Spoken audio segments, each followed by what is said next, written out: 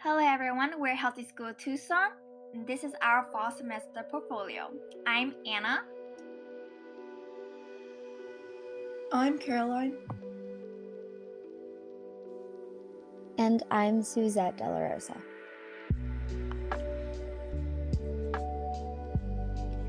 And here are some learning expectations that us, Healthy School Tucson, hope to gain.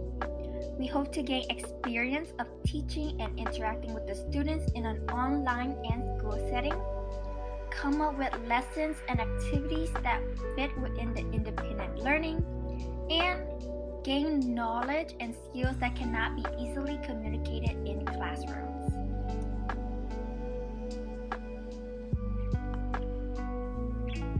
Hello everyone, and these are our general reflections. So for me, it was very interesting to see the lessons we were delivering from the students' perspective.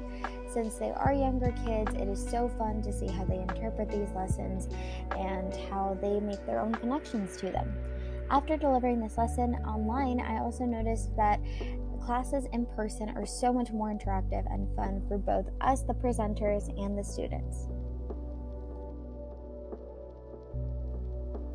My general reflection after the first week was surprised by how the classes had two distinct personalities and how we got to see them even though we were on an online setting, and that the students were more interactive than I expected with their interesting questions and comments that they came up with. Similarly to what Caroline has said, after being online, I've noticed the students were not very attentive and they always look around the room and not toward the screen or paying attention to us. There's only 1 or 3 students have participated, and now that being in person, the students were way more interactive and asked a lot of questions and commentary. So it's interesting to see how the two different settings differ from one another.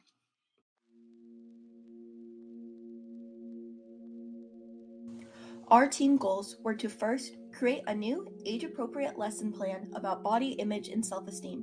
Secondly, we wanted to lead lessons and class discussions. Thirdly, we wanted to create take-home packets and flyers for future discussions at home. Through these team goals, we found our favorite memories. My favorite memory was during leading a lesson in the class discussion when a student asked during the sleep and hydration lesson, how many blankets should you use to go to bed?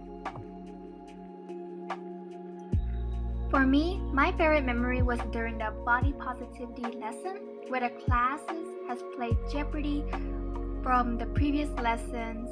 The students were having so much fun and they were very competitive. It was so interesting to see which topic they were confident in answering. One of my favorite memories from the class is when we delivered our physical activity lesson and we got to take the students outside. It was so much fun to see them participate, and everybody seemed to enjoy the lesson, and we really got to see what we were teaching firsthand.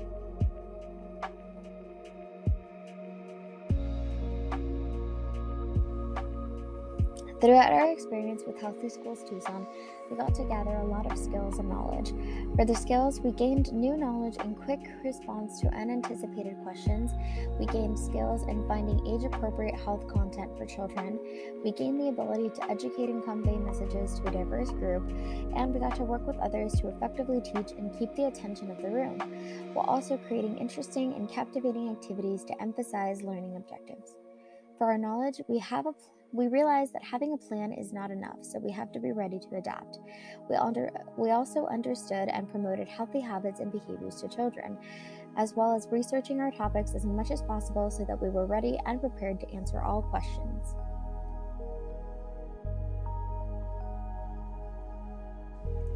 In terms of any advice or tips that we had for the semester, my tip was to continuously ask questions to gauge how well the students are retaining the information, which means asking questions every so often in every slide, especially when introducing new topics, and also to communicate our concerns and questions as soon as possible so you can make sure that the whole team is on track. Make sure the lessons end on a positive tone. We only have one semester with the students, and we want to make the best positive impact as possible. Also, be ready for unexpected questions and acknowledge the new ideas the students bring up. Keep your goal in mind. Take the initiative and stay positive. And lastly, work hard, be organized, and use your resources on updating new information.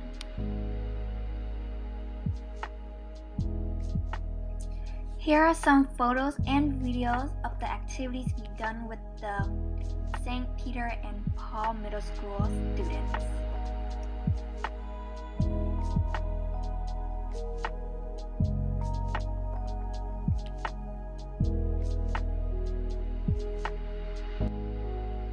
And this concludes our portfolio. Thank you so much.